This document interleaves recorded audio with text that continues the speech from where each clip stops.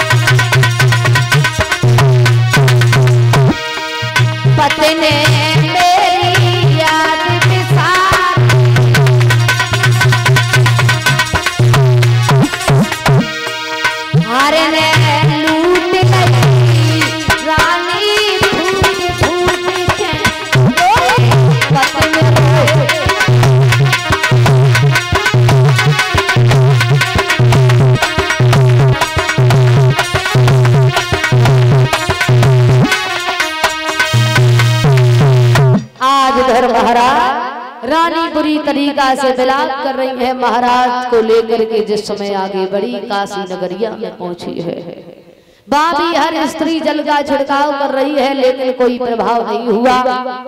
एक मेहतरानी जो थी बोली महाराज रानी अगर आपकी आज्ञा हो जाए तो हम भी जल डाल करके देख लें। बोली बिल्कुल।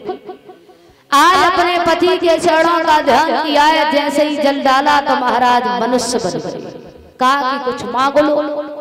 बोले ज्यादा कुछ नहीं चाहिए, जो हमने आपके ऊपर एक लोटा जल डाला है इसी जल के कारण आपके वंश में आपका पुत्र पैदा हो और वो हमारे यहाँ पर आकर के जल भरे, बस इतना ही वरदान चाहिए। ताकि तथास्तु जाओ ऐसा ही होगा।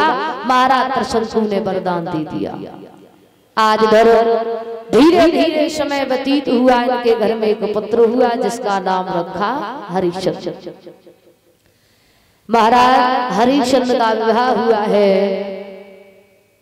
तारा नाम की पत्नी घर में आई है। लेकिन महाराज वैसे बताया जाता है कि महाराज हरिश्चंद्र जो थे बड़े सत्यवादी राजा थे, लेकिन बड़े झूठ बोलने वाले भी थे। इनके घर में हरिश्चंद्र के घर में किसी संतान ने जन्म नहीं लिया। एक दिन महाराज हरिश्चंद्र जो है जाकर के जंगल में पहुंचे। एक वृक्ष के नीचे बैठ जाते हैं तो वहां पर बैठ करके रो रहे थे। अचानक वहां पर वरुण देव जी का आना हुआ। अब जैसे ही वरुण देव जी का आना हुआ तो पूछा हरिश्चंद्र आप क्यों रो रहे हो? रोने का कारण बताइए।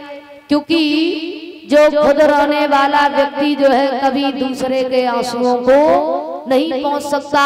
दूसरे के सहारे जीने वाला व्यक्ति कभी किसी को सहारा नहीं दे सकता। क्यों रो रहे हो? बोले हमें बड़ी चिंता होती है, हमारी घर में पत्नी रोती है। बोले काहे को रोती है? बोले हमारी पत्नी रोती है और एक बात कहती है। क्या कहती है? हरिश्चंद्र समझा रहे हैं वरुण को महाराज।